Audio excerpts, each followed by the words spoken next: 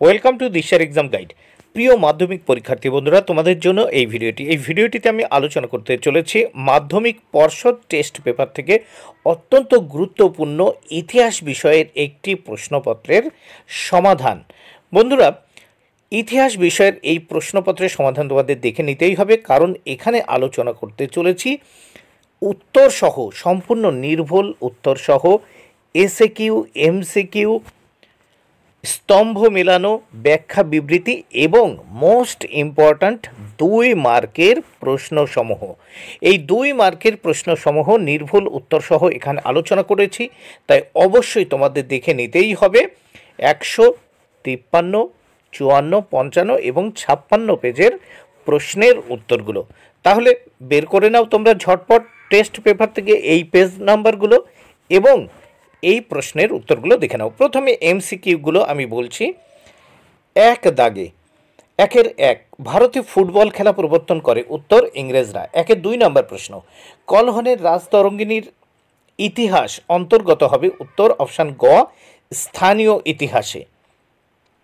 3 নম্বর প্রশ্ন, বাংলার নবজাগরণকে এলিটিস্ট বা অভিজাতদের আন্দোলন বলেছেন? উত্তর অপশান ক, অনিল শীল।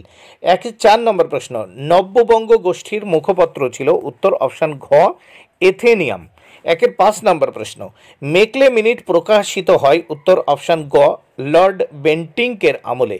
নেক্সট আমরা দেখে নেব 6 নম্বর প্রশ্ন, 154 পৃষ্ঠাতে, রানী শিরোমণির নেতৃত্ব দেন অপশান ক, চুয়াড় বিদ্রোহে। 7 নম্বর প্রশ্ন, সন্ন্যাসী ফকির বিদ্রোহের ঘটনাকে যাযাবর ও পেশাদার ডাকাতদের উপদ্রব বলেছেন? উত্তর অপশান খ, ওয়ারেন হেস্টিংস। 7 নম্বর প্রশ্ন, 8 নম্বর প্রশ্ন, এনফিল্ড রাইফেল ব্যবহারের বিরুদ্ধে প্রথম বিক্ষোভ দেখায়? উত্তর অপশান খ, ব্যারাকপুর সেনানিবাসের 34 নং নেটিভ ইনফ্যান্ট্রির সিপাহীরা। নেক্সট 9 নম্বর প্রশ্ন, বন্দে মাতরম সঙ্গীতটি রচিত হয়? উত্তর অপশান গ, 1875 খ্রিস্টাব্দে।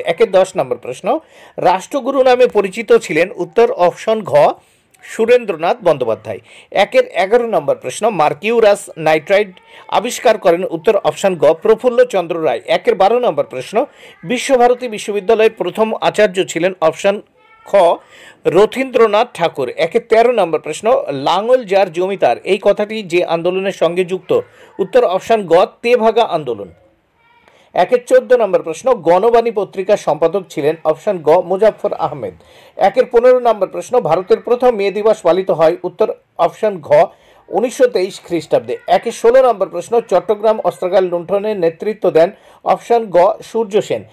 17 নম্বর প্রশ্ন, ভারতে বিপ্লববাদের জননী ছিলেন? অপশান ঘ, মাদাম কামা। 18 নম্বর প্রশ্ন, ভারতে বিপ্লববাদের জনক বলা হয়? উত্তর অপশান ঘ, বাসুদেব বলবন্ত ফাড়কেকে। 19 নম্বর প্রশ্ন, স্বাধীনতা লাভের প্রাক্কালে ভারতের ভাইসরয় ছিলেন? অপশান ঘ, লর্ড মাউন্টব্যাটেন। 20 নম্বর প্রশ্ন, কাশ্মীরের হরি সিং ভারত ভুক্তির দলিলে স্বাক্ষর করে? 1947 খ্রিস্টাব্দের 26 অক্টোবর। 2 দাগে নিচের প্রশ্নগুলির উত্তর দাও। প্রতিটি উপবিভাগ থেকে অন্তত একটি করে মোট 16টি প্রশ্নের উত্তর দিতে হবে, মোট 16 মার্ক। প্রত্যেকটি প্রশ্নের জন্য 1 মার্ক করে বরাদ্দ। প্রথম উপবিভাগ 2-এর 1, একটি বাক্যে উত্তর দাও। 2-1-1, স্পঞ্জ রসগোল্লা কে আবিষ্কার করেন? উত্তর কলকাতার নবীনচন্দ্র দাস।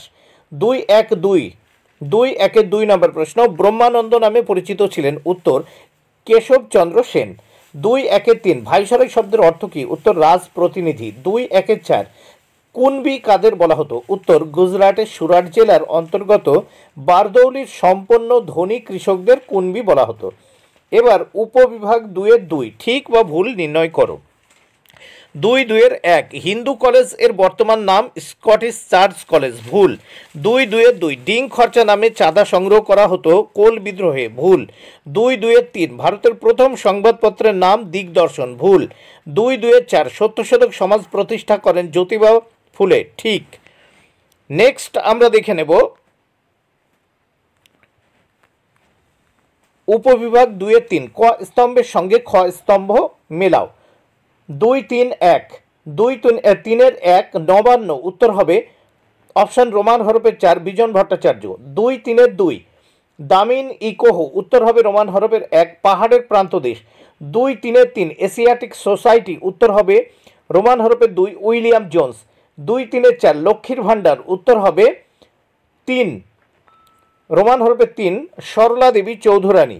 এবার দেখে নেওয়া যাক উপবিভাগ 2 5 নিম্নলিখিত বিবৃতিগুলির সঙ্গে সঠিক ব্যাখ্যাটি নির্বাচন করো। 2 5 1 বিবৃতি, কালীপ্রসন্ন সিংহ হুতম পেঁচার নকশা রচনা করেন, উত্তর ব্যাখ্যা 1 তৎকালীন সমাজের ধর্মীয় গোড়ামি ও কুসংস্কারের অসারতা ও বাবু কালচারের সমালোচনা করে। 2 5 2 বিবৃতি, গগনেন্দ্রনাথ ঠাকুর বেশিরভাগ ব্যঙ্গচিত্রে বাঙালি বাবুদের সমালোচনা করেছেন, ব্যাখ্যা 3 উত্তর তিনি বাঙালি বাবুদের ব্রিটিশদের অন্ধ অনুকরণ ও দেশীয় ঐতিহ্য অবহেলা করাকে সমালোচনার বিষয় বলে মনে করতেন।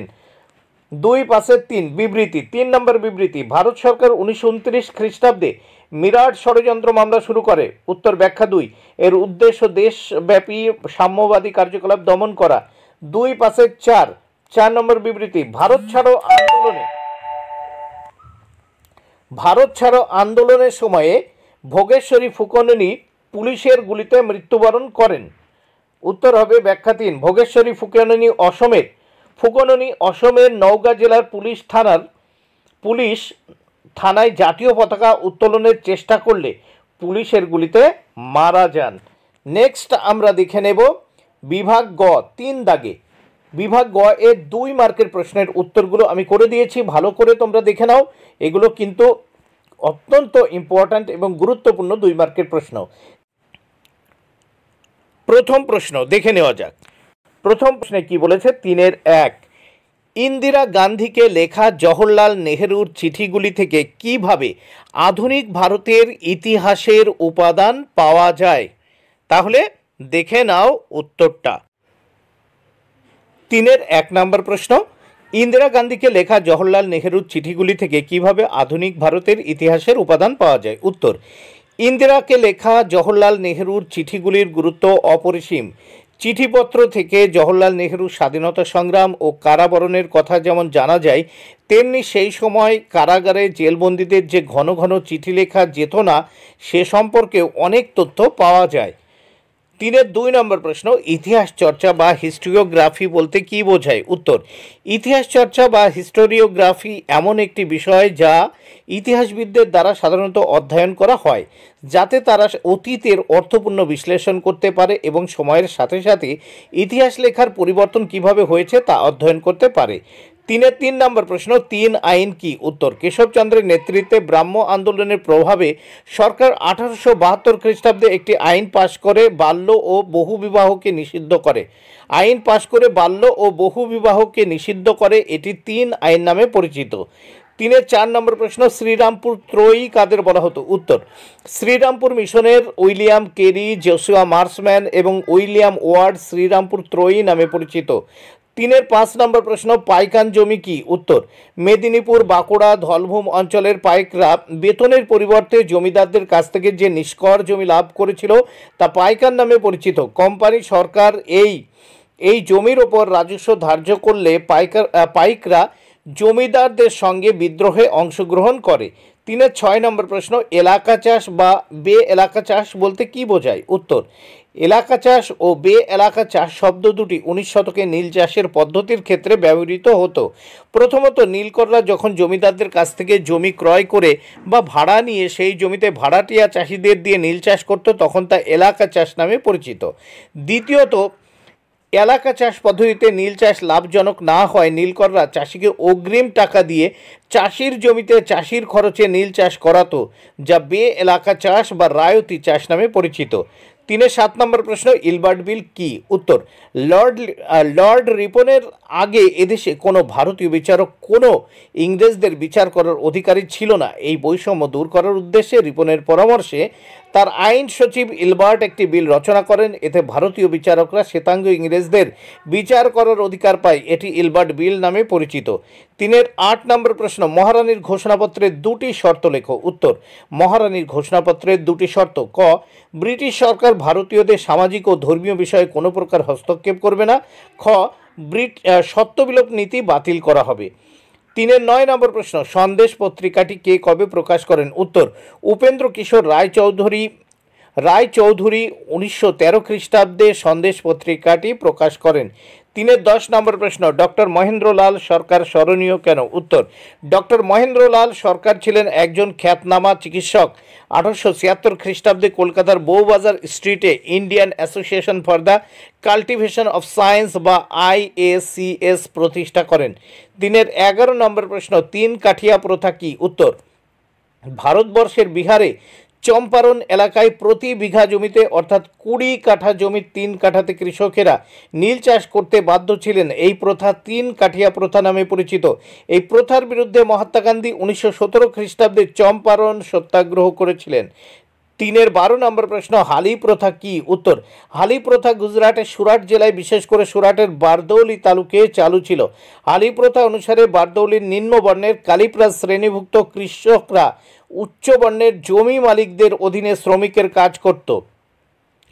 13 নম্বর প্রশ্ন, ভগিনী সেনা কি? উত্তর, ভারত ছাড়ো আন্দোলনকালে বাংলার মেদিনীপুরে তাম্রলিপ্ত জাতীয় সরকার প্রতিষ্ঠার পাশাপাশি গ্রামীণ মহিলারা ব্রিটিশ বিরোধী প্রতিরোধ সংগ্রাম চালানোর জন্য নারী সংগঠন প্রতিষ্ঠা করে।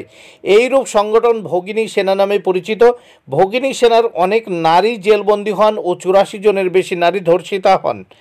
14 নম্বর প্রশ্ন, লক্ষ্মী স্বামীনাথন স্মরণীয় কেন? উত্তর, লক্ষ্মী স্বামীনাথন ছিলেন নেতাজি সুভাষচন্দ্র বসুর নেতৃত্বাধীন আজাদ হিন্দ ফৌজের ঝাঁসির রানী ব্রিগেডের ক্যাপ্টেন বা প্রধান নেত্রী। তিনি নিজের ডাক্তারি পেশা ছেড়ে দিয়ে দেশের মুক্তি সংগ্রামে আত্মনিয়োগ করেন। 15 নম্বর প্রশ্ন, স্মৃতিকথা কিভাবে উদ্বাস্তু সমস্যার ইতিহাসের উপাদান হিসেবে ব্যবহার করা যায়? উত্তর, দেশভাগের পর বিভিন্ন উদ্বাস্তুর লেখা স্মৃতিকথামূলক গ্রন্থগুলি থেকে উদ্বাস্তু সমস্যার ইতিহাস রচনার বিভিন্ন উপাদান পাওয়া যায়। দেশভাগের প্রেক্ষাপট, দেশভাগের মুহূর্তে বিভিন্ন রাজনৈতিক দলগুলি রাজনৈতিক টানাপোড়েন, মাতৃভূমি ছেড়ে দেশত্যাগের পরিস্থিতি, উদ্বাস্তু জীবন জীবিকার সমস্যা, উদ্বাস্তু আন্দোলন প্রভৃতি নানা বিষয় এসব স্মৃতিকথায় উঠে আসে, যা উদ্বাস্তু সমস্যার ইতিহাস রচনার উপাদান হিসেবে ব্যবহার করা যায়। 16 নম্বর প্রশ্ন, ইনস্ট্রুমেন্ট অফ অ্যাক্সেশন কি? উত্তর, 1947 খ্রিস্টাব্দে ভারত বিভাগের পর বিভিন্ন দেশীয় রাজ্য ভারত সরকারের একটি চুক্তিপত্রে স্বাক্ষরের মাধ্যমে ভারতের অন্তর্ভুক্ত হয়। এই চুক্তিপত্র দেশীয় রাজ্যগুলির ভারতভুক্তির দলিল বা ইনস্ট্রুমেন্ট অফ অ্যাক্সেশন নামে পরিচিত। বন্ধুরা, ভিডিওটি ভালো লাগলে অবশ্যই লাইক, কমেন্ট, শেয়ার করো। Thank you very much. Keep watching my channel and my video.